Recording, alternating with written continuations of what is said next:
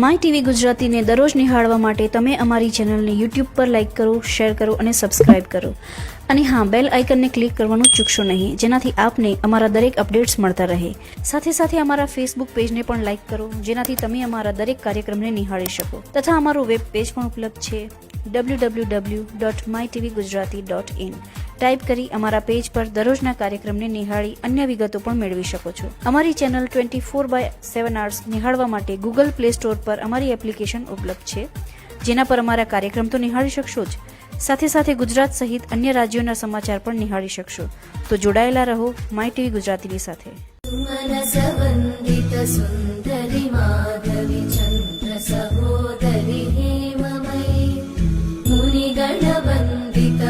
मोक्षप्रदायिनि मञ्जुळवासिनि वेदनुते पङ्कजवासिनि देवसुपूजित सद्गुणवर्षिणि शान्तियुते जय जय हे मधुसूदन कामिनि आदिलक्ष्मि जय पालय माम्.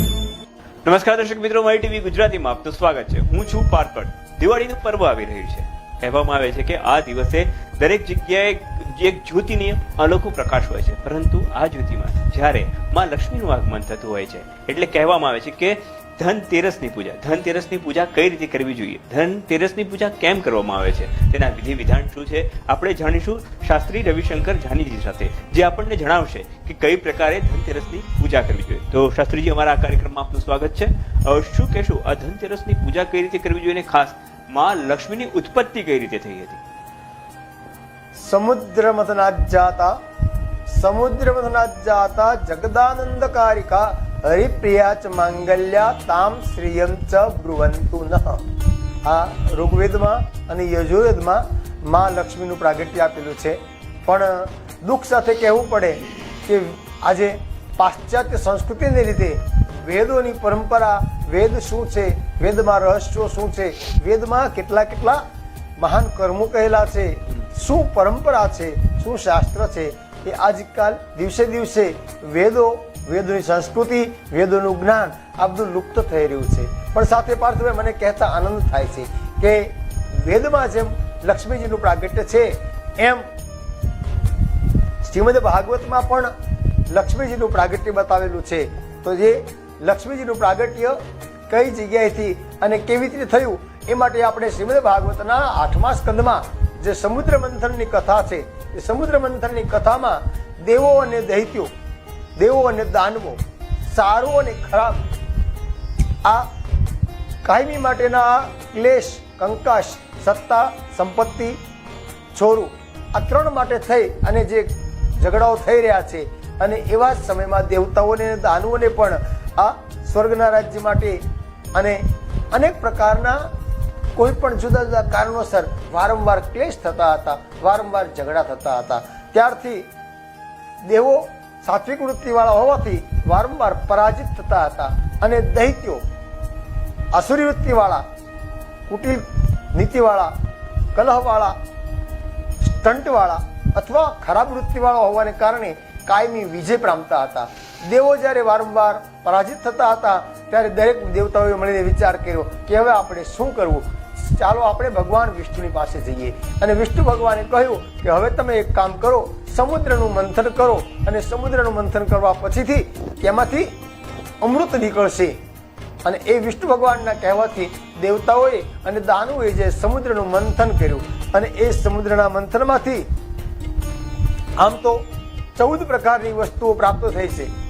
એ કઈ 14 વસ્તુઓ છે? પહેલું નામ જે છે, એ પહેલું નામ લક્ષ્મીજીનું જ આવે છે. અને એ માટે લગ્નના જ્યારે મંગલાષ્ટક હોય, ત્યારે મંગલાષ્ટકમાં એક મંગલાષ્ટક બોલવામાં આવે છે. એ કયું મંગલાષ્ટક છે એ પહેલા આપણે સાંભળીએ. લક્ષ્મી કૌસ્તુભ પારિજાતક સુરા ધન્વંતરીશ્ચંદ્રમા કામદુગા સુરેશ્વર ગજો રંભાદિ દેવાંગના ગાવઃ કામદુહૌ. અહીંયા અનેક પ્રકારના જે 14 રત્નો પ્રગટ થયા છે, પણ પહેલું નામ છે એ લક્ષ્મીજીનું છે. તો લક્ષ્મીજી શાસ્ત્રમાં માણસોએ પોતાની બુદ્ધિ પ્રમાણે નંબર આપ્યા છે, બાકી તો લક્ષ્મીના કોઈ પ્રકારના નંબરો હોતા નથી. ખાસ દુઃખ સાથે કહેવું પડે છે કે લક્ષ્મી આવવાના અનેક પ્રકાર છે અને એ ઉપયોગ કરવાના, ઉપભોગ કરવાના પણ 3 જ પ્રકાર છે. એમાં એક શ્લોક એવો આવે છે કે દાનમ ભોગો નાશ. દાન, ભોગ અને નાશ.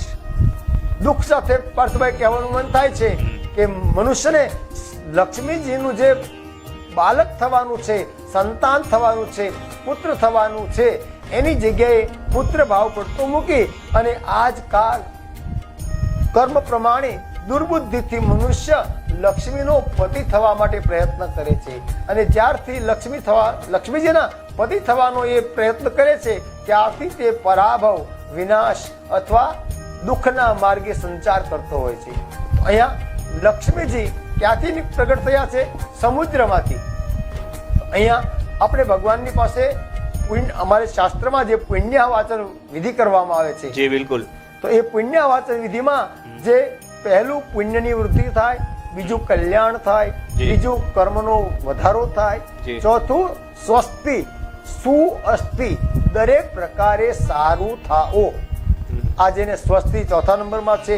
અને 5મા નંબરમાં લક્ષ્મીજીનો ગણના કરવામાં આવે છે. પણ દુઃખથી, દૌર્ભાગ્યથી, કમ બુદ્ધિથી અથવા ખરાબ રસ્તે ગયેલો માણસ આજે પહેલું જે પુણ્ય, બીજું કલ્યાણ, ત્રીજું કર્મનો વધારો, આ 3 માર્ગ ભૂલી અને લક્ષ્મીજીને પ્રથમ સ્થાન આપવા માંડ્યો છે.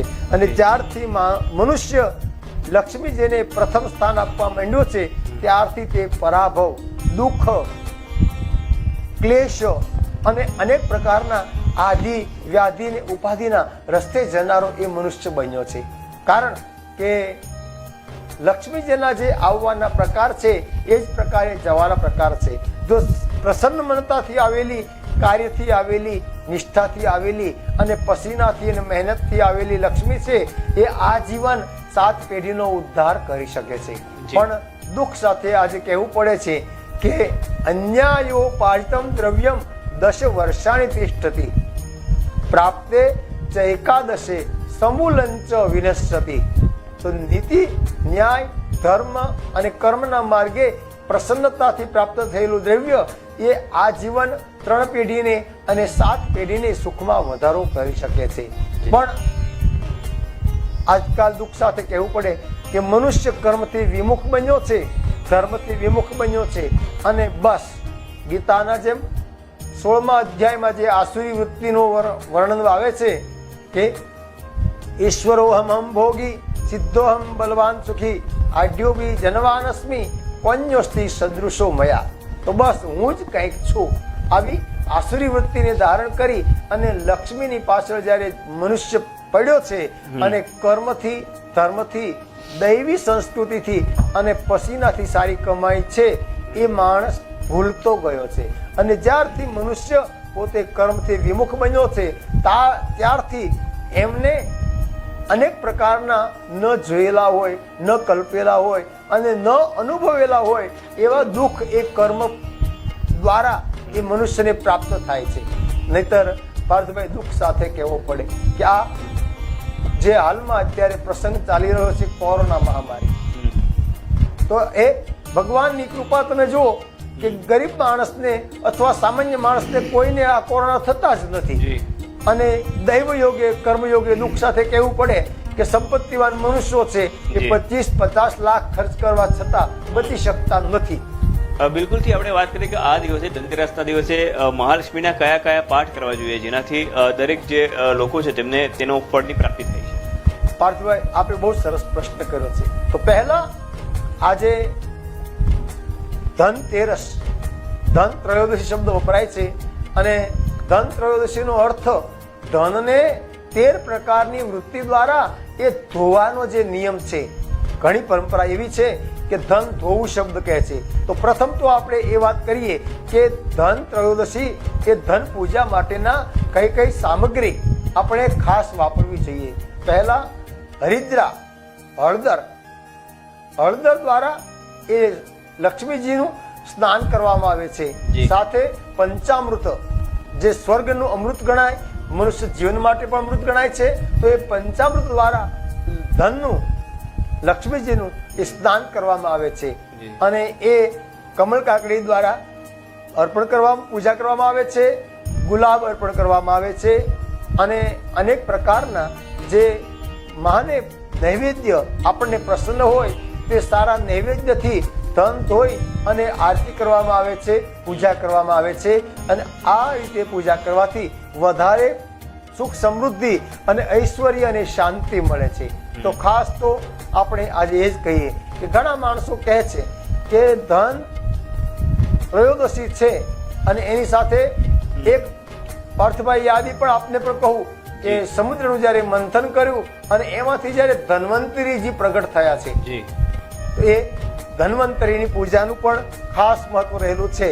પણ આજકાલ દુઃખ સાથે કહેવું પડે છે કે વૈદ્યો એ પોતાનો ધર્મ પડતો મૂકી અને કર્મથી વિમુખ બની અને આડ અસર થાય એવી દવાઓનો ઉપયોગ કરવા માંડ્યા છે.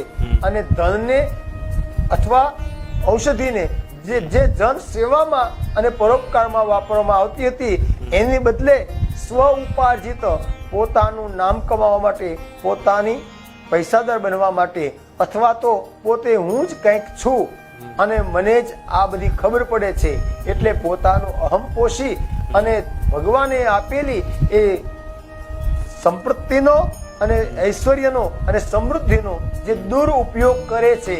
એટલે આજકાલ દવાની જે આડ અસરો એને લીધે જ થાય છે. તો અહીંયા ધન આવવાના પ્રકાર છે અને ધન વ્યયના પણ પ્રકાર છે. તો જે તમે સારી રીતે ધન પૂજા કરશો, ધન કમાશો, ધન પ્રાપ્તિ કરશો. અને શાસ્ત્રમાં તો શ્રીમદ ભાગવતમાં કહ્યું છે કે ધનને ઉપયોગ કરવાના અથવા ધનને વહેંચણીના 5 પ્રકાર છે. તો અહીંયા કયા પ્રકારના ધન કોને આપવા એ પણ વર્ણન છે. તો યશસે જ્ઞાતયે, યશવૃદ્ધિ માટે જેને વાવાહ કરવાની ઈચ્છા હોય, જે આજકાલ દુઃખ સાથે કહેવું પડે કે મેં આટલું કામ કર્યું, કામ ગૌણ થઈ જાય છે. નામ, ભક્તિ, ફોટો અને ફેસબુક એ વધારે બને છે. તો એ વાવા કરવાનું હોય તો એ જ્ઞાતિને આપવામાં આવે છે. આત્મકલ્યાણ માટેનું વાપરવાનું હોય તો એ ધર્મમાં વાપરવામાં આવે છે. અને ખરેખર શાસ્ત્ર પ્રમાણે કહ્યું છે કે ભવિષ્યમાં પોતાને અથવા પોતાની આવનારી પેઢીને કંઈ પણ તકલીફ ન પડે એટલા માટે એક પ્રકારનું જે 5 રસ્તાઓ છે એમાંથી એક પ્રકારનો રસ્તો પોતાના ભવિષ્ય માટે છે અને એક પ્રકારનો રસ્તો એટલે દાખલા તરીકે કહી શકાય કે 1 રૂપિયો જો કમાણી કરવામાં આવે તો 20 પૈસા પોતાના ભવિષ્ય માટે હોય છે અને 20 પૈસા આવનારી પેઢી માટે હોય છે. આ પ્રમાણે 40 પૈસા ઇન્વેસ્ટમેન્ટ હોય છે અને 60 પૈસા છે એ 3 જગ્યાએ ધર્મ માટે, જ્ઞાતિ માટે અને પોતાના નામ, શરીર અને દૈનિક વ્યવહાર માટે કરવાનો આ શાસ્ત્ર નિયમ છે. બિલકુલ શાસ્ત્રનો નિયમ છે. ખાસ કરીને આપણે જે વાત કરી એમાં મહાલક્ષ્મીષ્ટકમનો જે પાઠ છે તે કરવાથી કેટલો ફાયદો થાય છે અને કઈ રીતે મહાલક્ષ્મીષ્ટકમનો પાઠ કરવો જોઈએ? આપે બહુ સરસ પ્રશ્ન કર્યો છે. આમ તો લક્ષ્મીજીનો જે બીજ મંત્ર છે પાર્થભાઈ કે ઓમ રેમ શ્રીમ કમલે કમલાલયે પ્રસિદ્ધ પ્રસિદ્ધ રેમ શ્રીમ મહાલક્ષ્મીય નમઃ. આ મહાલક્ષ્મી જો બીજ મંત્ર છે અને લક્ષ્મીને બાદ કરતા એ જ લક્ષ્મીને મધ્યમ પ્રકારમાં આપણે જો જઈએ તો એ શ્રી સૂક્ત ગણવામાં આવે છે. તો શ્રી સૂક્તના જે 16 શ્લોકો છે, 16 મંત્રો છે. આમ તો ઋગ્વેદમાં એને ઋચા કહેવામાં આવે છે. તો ઋગ્વેદમાં અને જે શ્રી સૂક્તના 16 મંત્રો છે અને એ 16 મંત્રોમાં એક શબ્દ એવો પણ આવે છે કે અલક્ષ્મીર મે નશ્યતામ ત્વામ વૃણે. તો અલક્ષ્મીર મે નશ્યતામ ત્વામ વૃણે. તો હે મહાલક્ષ્મીજી, આપ અમારા પરિવારનું, અમારા ધર્મનું અને અમારા રાષ્ટ્રનું કલ્યાણ કરો. અને અલક્ષ્મી મે નશ્યતામ, અમારા ઘરે શરીર નુકસાન કરે, વ્યવહાર નુકસાન કરે, અથવા ધર્મ નુકસાન કરે, અથવા રાષ્ટ્રને નુકસાન કરે, એવી અલક્ષ્મી અમારે ત્યાં ન આવે એવી લક્ષ્મીજી પાસે પ્રાર્થના કરવામાં આવે છે. અને આપે જે પ્રશ્ન કર્યો છે, તો અનેક પ્રકારના શાસ્ત્રમાં પાઠો બતાવેલા છે, મંત્રો બતાવેલા છે, શ્લોકો બતાવેલા છે. અને આપ ઘણી વખત પણ લઈએ છીએ કે માર્કંડેય પુરાણમાં અને ચંડી પાઠમાં એક શ્લોક બતાવવામાં આવે છે, ચક્રાદિ સ્તુતિ 4થો અધ્યાયમાં, યા શ્રી સ્વયં સુકૃતિનામ ભવનેષુ લક્ષ્મી. તો એ જ મહાલક્ષ્મી જે સત્કર્મ કરવા વાળા છે એને ત્યાં મહાલક્ષ્મી તરીકે રહેલા છે. પણ એ જ મહાલક્ષ્મી પાછા પાપાત્મનામ કૃતધિયામ હૃદયેષુ બુદ્ધિ, જે દુર્બુદ્ધિ વાળા છે, જે દુષ્કર્મ વાળા છે, પાપીઓ છે, એને ત્યાં અલક્ષ્મી તરીકે અથવા દુર્બુદ્ધિ તરીકે પણ નિવાસ કરે છે. જી બિલકુલ. અત્યારે ખાસ કરીને દરેકને પ્રશ્નો હોય છે. ધનતેરસને તો વાત ઠીક છે, તેની પૂજા પણ જે આપણે વિધિ વિધાન આપણે આગળ વાત કરીશું, પરંતુ ઘરમાં ધન રહે, ધનનો સંગ્રહ થાય, ધનનો વ્યય ના થાય, તેના માટે કયા કયા ઉપાયો કરવા જોઈએ? બહુ આપે સરસ પ્રશ્ન કર્યો છે. ફક્ત દુઃખ સાથે એ જ વાત કહેવી પડે છે કે પુરુષો એ વ્યસની બન્યા છે અને બહેનો એ ફેશન વાળા બન્યા છે. પુરુષ જો વ્યસનથી દૂર થાય અને બહેનો જો ફેશનથી દૂર થાય તો એ લક્ષ્મી આપમેળે સારી રીતે સ્થિર થશે. અને સાથે દુઃખ સાથે કહેવું પડે કે પહેલા જે લક્ષ્મીને આવવા માટે શાસ્ત્રની જે મર્યાદા હતી એ ઉમરા પૂજન કરવામાં આવતું હતું. આજકાલ ઉમરા પૂજન બિલકુલ બંધ થઈ ગયું છે. અને બિલ્ડરોએ અને દુનિયાએ જ્યારથી ઉમરાઓને બનાવવાના જ બંધ કર્યા છે અને ત્યારથી બહેનોએ ઉમરાઓ પૂજા બંધ કરી છે.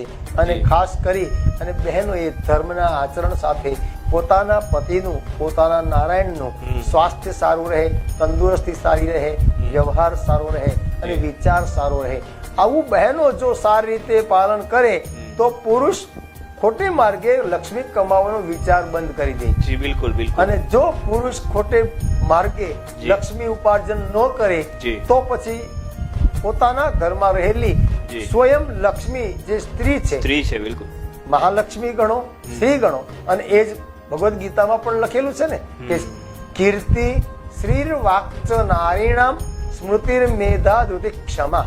તો એ સ્ત્રી છે એ અનેક પ્રકારના સ્વરૂપો છે. તો લક્ષ્મી સ્ત્રી જો પ્રસન્નતા વાળી હોય અને પોતાનું દાંપત્ય જીવન સારી રીતે પસાર કરતા હોય તો આપમેળે કીર્તિ વધે છે. અને કીર્તિ વધે છે એટલે ત્યાં પછી એક સ્ત્રી નહીં પણ 8 પ્રકારની સ્ત્રી આપમેળે જાતે જ આવે છે.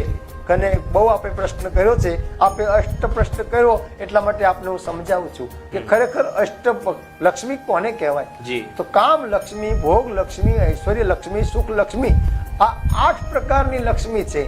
પણ 8 પ્રકારના લક્ષ્મીનો અર્થ શું થાય કે મનુષ્ય પોતે પોતાના કર્મથી જો સન્મુખ થાય તો પૂર્વ, પશ્ચિમ, ઉત્તર, દક્ષિણ 4 આ દિશાઓ અને ઈશાન, અગ્નિ, નૈઋત્ય અને વાયવ્ય આ 4 કોર્નર, 4 ખૂણા, એ 8 દિશાઓમાં ગણો અથવા 8 ખૂણાઓમાંથી આપમેળે મહાલક્ષ્મીજી ઘરમાં આવવા માટે, ઘરમાં પ્રવેશ કરવા માટે થનગની રહ્યા હોય છે અને ઉત્સુક હોય છે. પણ દુઃખ સાથે કહેવું પડે કે આજકાલ લક્ષ્મી તો એમ કહે છે કે આટલા ગુણ હોય તો હું સ્વયં આપમેળે જવા તૈયાર છું. તો એ કયા કયા ગુણો છે? એ ઉત્સાહ સંપન્નમ, બહેનોમાં પોતાના ઘરમાં, પોતાના ધર્મમાં અને પોતાના કર્મમાં ઉત્સાહ સંપન્નતા હોય. પછી અદીર્ઘ સૂત્રતા, દુઃખ સાથે કહેવું પડે કે અદીર્ઘ સૂત્રતાનો અર્થ આળસ. બહેનો પોતાના ઘરમાંથી જો સવારમાં વહેલા ઉઠતા ન હોય, કચરો 3 વખત કીધા પછી 1 વખત બુહારી સેવા થતી હોય, એ પછી જળના જે સંસ્કારો, જળની જે શુદ્ધિ છે, જી. આચાર વિચાર શુદ્ધિ છે એ થતી ન હોય જી. અને દુઃખ સાથે પાર્થભાઈ કહેવું પડે કે પહેલા ચા પીને પછી નાવાનું કે નાઈને પછી ચા પીવાની. જી બિલકુલ. એટલે જે દૈનિક ક્રિયા છે તેમાં પણ કેટલોક ફેરફાર લાવવા જેવો છે, જે શાસ્ત્ર પ્રમાણે છે તે પ્રમાણે જો તમે તે ફેરફાર લાવો તો બિલકુલથી એ કરવું જોઈએ. જે રીતે લક્ષ્મીની પ્રાપ્તિ થાય છે તે થતી રહેશે. ખાસ કરીને કનકધારા સ્તોત્રનું એક અલગ મહિમા હોય છે. આ દિવસે કનકધારા સ્તોત્રનો ત્યાં પાઠ કરવામાં આવતા હોય છે. કેટલાક બ્રાહ્મણો દ્વારા કનકધારા સ્તોત્રના પાઠ કરી તેના આવર્તન કરીને અને પછી ત્યારબાદ જો વાત કરવામાં આવે તો તેના હવન ઇત્યાદિ અર્પણ કરવામાં આવે છે. એટલે એ કર્મ કરાનો શું મતલબ હોય છે, જે કનકધારા સ્તોત્રનો શું મતલબ છે, તે પણ અમારા દર્શક મિત્રોને આપ સમજાવશો. આપે બહુ સરસ પ્રશ્ન કર્યો છે પાર્થભાઈ કે નામ જ સ્તોત્રનું છે કનકધારા. હવે કનક અર્થ છે, કનક એટલે સ્વર્ણ, સોનું, 8 પ્રકારની લક્ષ્મી, એનું નામ કનક શબ્દ વપરાય છે. જી. અને ધારા એટલે જેમ અવિચલ ધારા, જેમ જલનો પ્રવાહ, જેમ ગંગાનો પ્રવાહ, જેમ યમુનાનો પ્રવાહ, જેમ સરસ્વતીનો પ્રવાહ અસ્ખલિત વહ્યા કરે છે, તેમ મનુષ્ય જીવનમાં સત્કર્મનો પ્રવાહ જો સતત ચાલ્યા કરે જી. તો લક્ષ્મીજીને સ્વયં આપ મેળે આવે છે. અને આપે કનકધારા સ્તોત્ર કહ્યું એટલે અમને આ પ્રસંગે એક શ્લોક યાદ આવે છે. જી. પાર્થભાઈ, કયો શ્લોક છે? યા સા પદ્માસનસ્થા વિપુલ કટિતટી પદ્મપત્રાયતાક્ષી ગંભીરા વર્તનાભિસ્તનવર્ણવિતા શુભ્ર વસ્ત્રોત્તરીયા લક્ષ્મીર દિવ્યર ગજેન્દ્રર મણિગણ ખચિત સ્થાપિતા હેમ કુંભૈર. પછીનો શબ્દ છે નિત્યમ સા પદ્મહસ્તા. નિત્યમ સા પદ્મહસ્તા તો એક કમળા લક્ષ્મીજીનું સ્વરૂપ છે અને પોતે કમળમાંથી પ્રગટ થયા છે જી. અને પોતે કમળ ઉપર બિરાજિત છે. જી. કમળમાં જે બિરાજિત છે, કમળમાં જે બેઠેલા છે એ મહાલક્ષ્મી માટે શું કહે છે?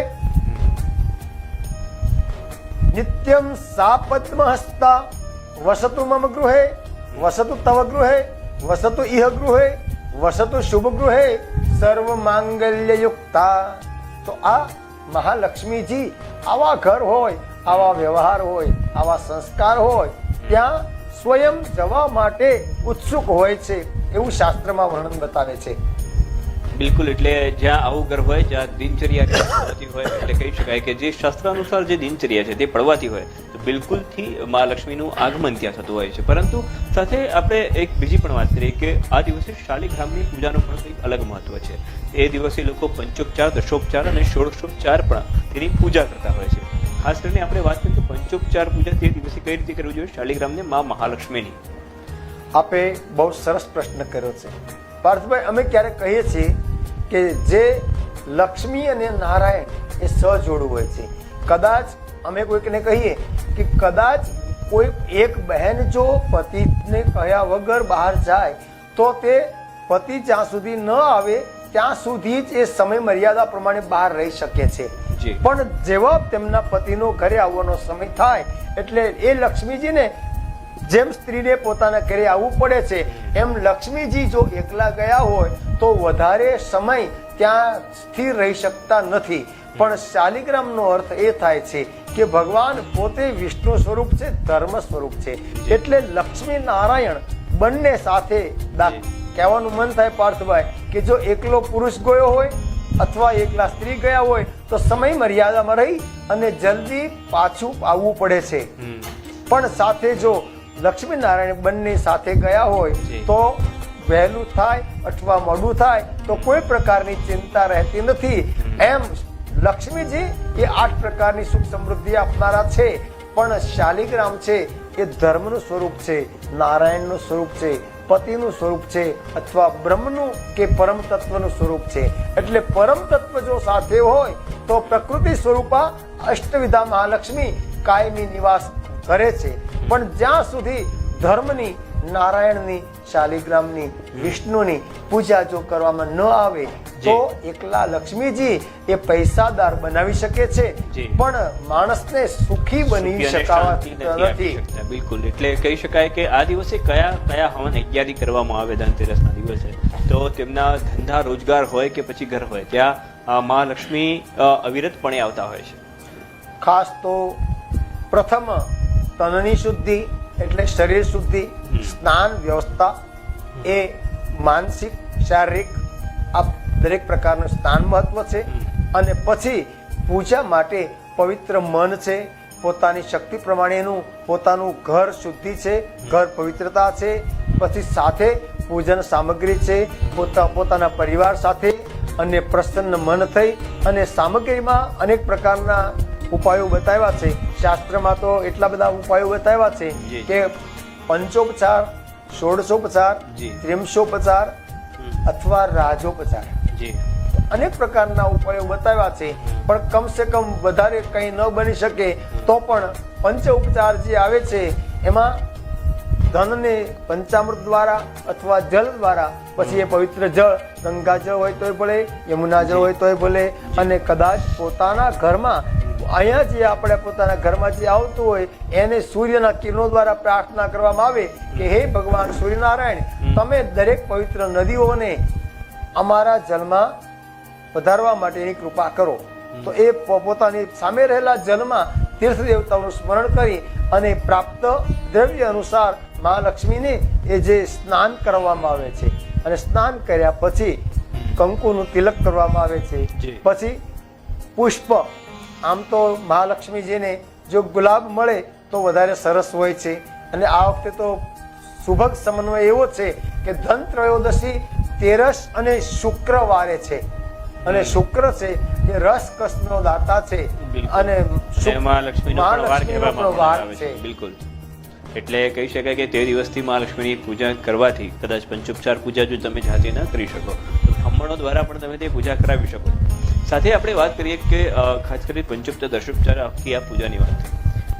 મહાલક્ષ્મીને ગમતી વસ્તુ કઈ છે? માતા મહાલક્ષ્મીને કઈ વસ્તુ ચડાવવામાં આવે ભોગમાં તો તેમને ધનની પ્રાપ્તિ થતી હોય છે ને, મહાલક્ષ્મી તેમના પર હવે ખુશ રહેતા હોય છે?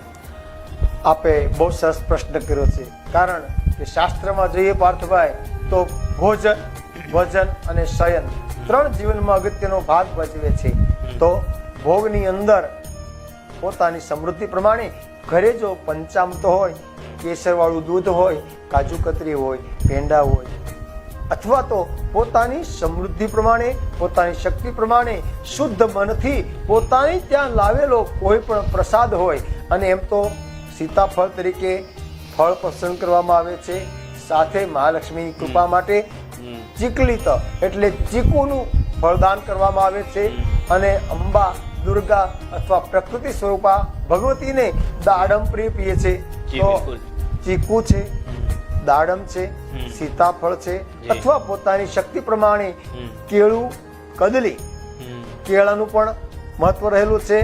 એટલે પોતાની ઈચ્છા પ્રમાણે, શક્તિ પ્રમાણે આ ફળ અર્પણ કરી શકાય છે. પોતાની સમૃદ્ધિ પ્રમાણે, પોતાની શક્તિ પ્રમાણે એ જે માની નૈવેદ્યમાં દૂધ છે, દૂધ પાક છે, ખીર છે, પેંડા છે, કાજુ કતરી છે, અથવા પોતાની શક્તિ પ્રમાણે જે પ્રાપ્ત હોય એ નૈવેદ્ય દ્વારા માતાજીની પ્રસન્નતા પ્રાપ્ત કરી શકાય છે. બિલકુલથી માતાજીની પ્રસન્નતા ત્યાંથી પ્રાપ્ત કરી શકાય છે. માતાજીને કદાચ કહી શકાય કે બીજોરાનું પણ કેટલાક લોકો જે બીજોડું કહેવામાં આવે છે કે તેનું પૂજન વિધિ કરતા હોય છે મહાલક્ષ્મીના પ્રતિકૃતિ રૂપે, તેના વિશે આપ શું કહેશો? તો એ આપણે બહુ સરસ પ્રશ્ન કર્યો છે. ચંડીપાઠમાં અને માર્કંડી પુરાણમાં આજે બીજોરું એક શબ્દ લાગુ પડે છે. બાકી આમ તો શાસ્ત્ર પ્રમાણે, નવગ્રહ પ્રમાણે અને અનેક ઔષધિઓ માને યજ્ઞમાં અર્પણ કરવામાં આવે છે. પણ બીજોરું શબ્દનો અર્થ એટલા માટે બને છે કે દૈત્યોને અને દાનવો માટે પહેલા અનેક સમયે જે બલિ અર્પણ કરવામાં આવતા હતા, તો એ બલિની અને બાહ્ય સામગ્રીની એ પરાકાષ્ઠાને દૂર કરવા માટે અને શાસ્ત્ર સમૃદ્ધિ માટે અને શાસ્ત્રની પૂર્તિ માટે અથવા શાસ્ત્રની પૂર્ણતા માટે આ બીજોરું અર્પણ કરવામાં આવે છે. બિલકુલથી તેમને બીજેરું અર્પણ કરવામાં આવે છે. સાથે માં મહાલક્ષ્મીને કયા કયા ફૂલ ચડાવીએ, કયા કયા તેમને પુષ્પ ચડાવીએ તો તેમને કદાચ જે માતાજીની પ્રસન્નતા અને તેમની કૃપા અવિરતપણે રહેતી હોય છે. ખાસ કરીને એક બીજી પણ વાત કરીએ શાસ્ત્રીજી, કે આ દિવસે કેટલાક લોકો યજ્ઞ યજ્ઞાદિ કર્મ પણ કરવાતા હોય છે. એમાં પણ જોવા જઈએ કેટલાક લોકો શ્રી યજ્ઞ કરાવતા હોય છે, તો કેટલાક લોકો આ યજ્ઞની કઈ રીતે ક્યાં ક્યાં સૌથી વધારે યજ્ઞો થતા હોય છે. ખાસ કરીને સાઉથ ઇન્ડિયામાં એટલે દક્ષિણ ભારતમાં તો તેનું વધારે પ્રચલન પણ જોવા મળી રહ્યું છે. અહીંયા માતાજીની પ્રસન્નતા માટે જેમ ફળની વાત કરી એમ પુષ્પ માટે ગુલાબનું પુષ્પ છે, જાસૂદનું પુષ્પ છે, પારિજાતક પુષ્પ છે, અથવા કરેણ, સફેદ કરેણ અથવા લાલ કરેણ છે, અથવા આ કોઈ વસ્તુ પ્રાપ્ત ન થાય તો હાલમાં જે બજારમાં જે પ્રાપ્ત થાય છે એ હજારી ગલ પુષ્પ પણ અર્પણ થઈ શકે છે. સાથે વાત કરીએ તો આ દિવસે કેટલાક લોકો પોતાના ધન એટલે પોતાના ધનની પૂજા તો કરતા જ હોય છે. ખાસ કરીને જે દુકાનદારો હોય છે, ફેક્ટરી વાળા હોય છે કે અન્ય કોઈ જેમની વ્યવસાય છે તે પોતાના તિજોરીની પૂજા કરતા હોય છે. તિજોરીની પૂજા કઈ રીતે કરવી જોઈએ આ દિવસે, ખાસ કરીને ધનતેરસના દિવસે આ તિજોરીની પૂજા કઈ રીતે કરવી જોઈએ, તે બાદ એ લોકો લાભ પાંચમ બાદ એટલે કે છઠના દિવસે તે તિજોરી ખોલતા હોય છે. આખી આ વિધિ વિધાન કઈ રીતે કરવી જોઈએ, તિજોરીની પૂજા વિધાન કઈ રીતે કરવું જોઈએ? પાર્થભાઈ, આપે બહુ સરસ પ્રશ્ન કર્યો છે. પ્રથમ તો એ પ્રશ્ન પૂછવા કહેવાનું મન થાય છે કે દરેકના ઘરમાં તિજોરી હોય છે, પણ તિજોરી એ કઈ દિશામાં રાખવી, તો બને ત્યાં સુધી ઉત્તર દિશા એ કુબેરનો, ચંદ્રનો અને મહાલક્ષ્મીનો વાસ છે, તો એ ઉત્તર દિશા તરફ એ તિજોરી રાખવી જોઈએ. અને પૂજાની સામગ્રીમાં જે તરફ એમનું મોઢું મીન્સ કે દરવાજો ખુલતો હોય તે તરફ, સામેની બાજુ. પણ ખાસ કરીને કહેવાનું મન થાય છે કે તિજોરી એ જ્યારે અંદરનું જ્યારે ખાનું હોય છે એ અંદરના ખાનામાં સ્વસ્તિક બનાવવામાં આવે છે, અને સ્વસ્તિકની સાથે સાથે ભગવાનની કૃપાથી તમે જે પહેલી વખત પૂજા કરતા હો અથવા પહેલા જે પૂજા કરેલી હોય એ જ સામગ્રી અને એ જ દ્રવ્ય અને એ જ ભેટ, ફક્ત પહેલી વખત પૂજા કરેલી ભેટ અને ગુલાબનું પુષ્પ અથવા ગુલાબની પાંખડી અથવા તો દુર્વા એટલે ધરો, આ ત્રણ સિવાય કોઈ પણ વધારાની વસ્તુઓ 24 કલાક ત્યાં તિજોરીમાં રહેવી ન જોઈએ.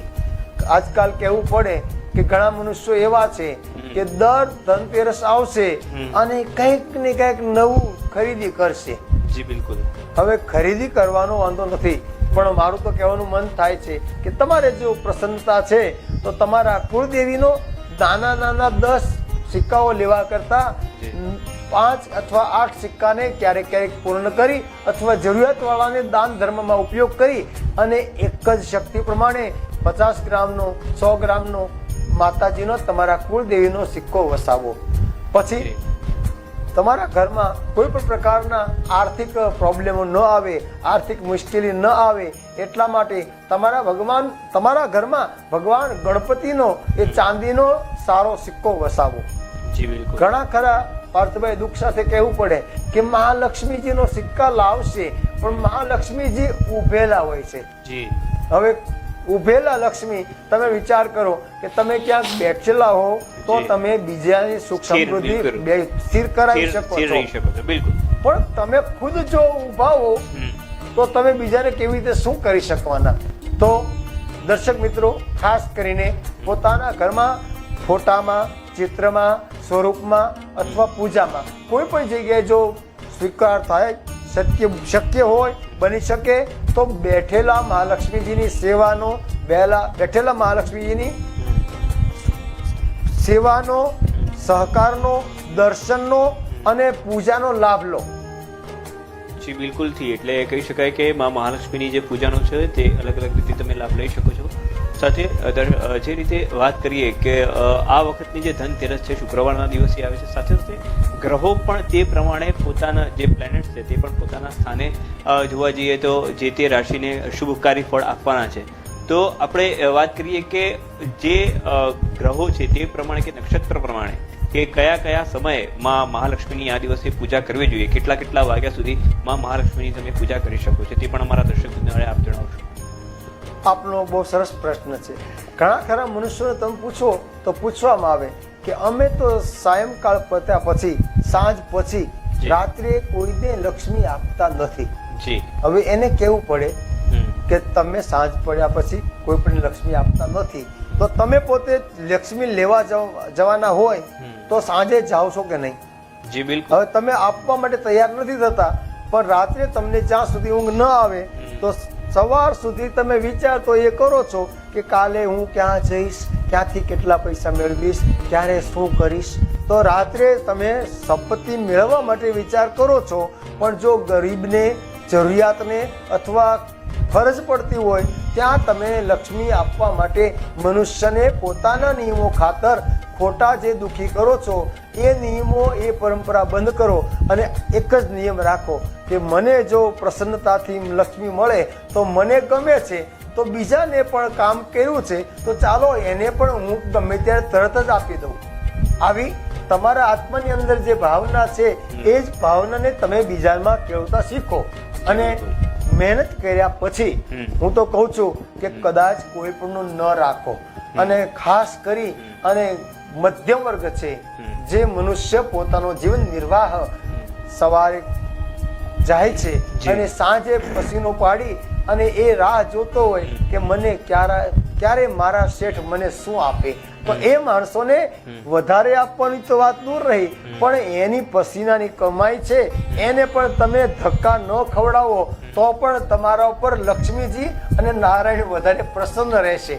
બિલકુલથી સંપૂર્ણ આપણે વાત થઈ ગઈ, પરંતુ આપણે જે પહેલાની વાત હતી કે જે રીતે ભગવતીમાં મહાલક્ષ્મીની પૂજા પૂર્ણ થાય તે બાદ શું કરવું જોઈએ, કઈ રીતે માતાજીની ક્ષમા યાચના માંગવી જોઈએ, તે પણ અમારા દર્શક મિત્રોને આપ જણાવશો, કારણ કે પોતે જો કદાચ ઘરે પૂજન કરે તો તેમને પણ ખ્યાલ આવે. પૃથિવ્યામ પુત્રાસ્તે જનની બહવ સંતિ સરલા પરમ તેષામ મધ્યે વિરલતરલોહમ તવ સુતઃ મદીયોયમ ત્યાગઃ સમુચિતમિદમ નો તવ શિવે કુપુત્રો જાયેત ક્વચિદપી કુમાતા ન ભવતી. તો બસ ક્ષમા પ્રાર્થના અર્થ એ છે કે ખેડૂત જેટલો ખેતીમાં નિષ્ણાત હોય તેટલો બીજો વર્ગ ન બની શકે. ડોક્ટર જેટલો પોતાના કર્મમાં નિષ્ણાત હોય તો એ ખેતીમાં નિષ્ણાત ન હોઈ શકે. બ્રાહ્મણ પોતે પોતાના કર્મમાં નિષ્ણાત હોય તો અન્ય કર્મમાં નિષ્ણાત ન હોઈ શકે. તો કહેવાનો અર્થ દરેક પોતાના કાર્યમાં કુશળ હોય એ જ એની મહાનતા છે. છતાં પણ પોતાની શક્તિ પ્રમાણે, પોતાના ભાવ પ્રમાણે અને પરમાત્માએ આપેલી બુદ્ધિ પ્રમાણે મનુષ્ય પોતાની પ્રસન્નતા માટે જો શક્તિ ન હોય તો બ્રાહ્મણને ન બોલાવીને પણ પોતાના ઘરે સમૃદ્ધિ પ્રમાણે, શક્તિ પ્રમાણે ધન પૂજા કરી શકે છે. અને ધન પૂજા કર્યા પછી જેમ જગતગુરુ શંકરાચાર્ય પ્રભુ એક જ કહે છે કે મત સમા પાતકી નાસ્તિ પાપઘની ત્વત સમાનહિ એવં જ્ઞાત્વા મહાદેવી યથા યોગ્યમ તથા કુરુ. એમ હે માં ભગવતી, કદાચ છોરું બની શકે છે પણ માવતર કમાવતર થતા નથી, તો અમે અજ્ઞાની, અબુધ, ગાંડા ઘેલા, કાલા ઘેલા આપના બાળકો છીએ. અમારી પૂજાનો સ્વીકાર કરજો અને અમારાથી કંઈ કદાચ ભૂલ થઈ હોય તો એ ભૂલ માફ કરજો, ક્ષમ્ય કરજો અથવા અમને ક્ષમા આપજો. આવી સંસ્કૃત સ્તુતિ દ્વારા પણ થઈ શકે છે. અને સંસ્કૃત કદાચ ન આવડતું હોય તો પોતાના શુદ્ધ હૃદયના ભાવથી પણ ભાવ પૂજા પણ પૂર્ણ થઈ શકે છે. ભાવ પૂજાનું પણ ઘણું મોટું મહત્વ છે, એટલે ભાવ પૂજાથી પણ તમે મહાલક્ષ્મીની પૂજા કરી શકો છો. સાથે ધનતેરસના દિવસે મહાલક્ષ્મીની પૂજા કઈ રીતે કરવી, શું તેના વિધિ વિધાન છે, અમે તમને આપને જણાવ્યા. અમને આશા છે કે તમે તે સમજી ગયા હશો. હવે પછી મળીશું એક બીજા એપિસોડમાં, ત્યારે આપણે વાત કરીશું કે અન્યત્ર પૂજાઓ કે અનેકો બીજી પણ પૂજાઓ છે કે જેનાથી કુબેરને પણ રીઝવી શકાય છે. તે કુબેરને કઈ રીતે રીઝવીશું, કઈ રીતે તેમની પૂજા કરીશું, અમારા બીજા પ્રોગ્રામમાં અમે તમને જણાવીશું. ત્યાં સુધી અમને બંનેને આપશો રજા. રવિશંકરજી, અમારા આ કાર્યક્રમમાં આપવા બદલ આપનો આભાર. નમસ્કાર. ધન્યવાદ. દરેકને જય મહાલક્ષ્મી, જય શ્રી કૃષ્ણ, જય ભગવાન. હરિઓમ. सुमनस वन्दित सुन्दरि माधवि चन्द्र सहोदरि हेममयि मुनिगण वन्दित मोक्षप्रदायिनि मञ्जुळवासिनि वेदनुते पङ्कजवासिनि देव सुपूज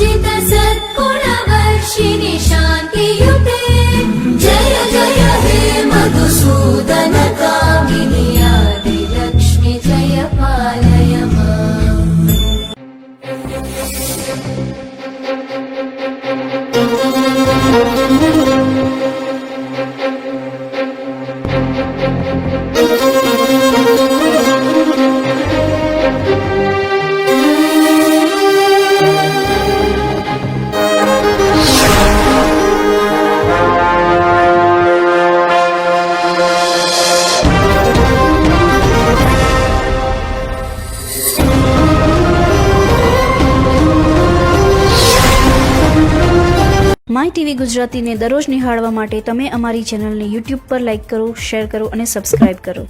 અને હા, બેલ આઇકનને ક્લિક કરવાનું ચૂકશો નહીં, જેનાથી આપને અમારા દરેક અપડેટ્સ મળતા રહે. સાથે સાથે અમારા ફેસબુક પેજને પણ લાઇક કરો, જેનાથી તમે અમારા દરેક કાર્યક્રમને નિહાળી શકો. તથા અમારું વેબ પેજ પણ ઉપલબ્ધ છે www.mytvgujarati.in. ટાઈપ કરી અમારા પેજ પર દરરોજના કાર્યક્રમને નિહાળી અન્ય વિગતો પણ મેળવી શકો છો. અમારી ચેનલ 24/7 hours નિહાળવા માટે ગૂગલ પ્લે સ્ટોર પર અમારી એપ્લિકેશન ઉપલબ્ધ છે, જેના પર અમારા કાર્યક્રમ તો નિહાળી શકશો જ, સાથે સાથે ગુજરાત સહિત અન્ય રાજ્યોના સમાચાર પણ નિહાળી શકશો. તો જોડાયેલા રહો માય ટીવી ગુજરાતીની સાથે.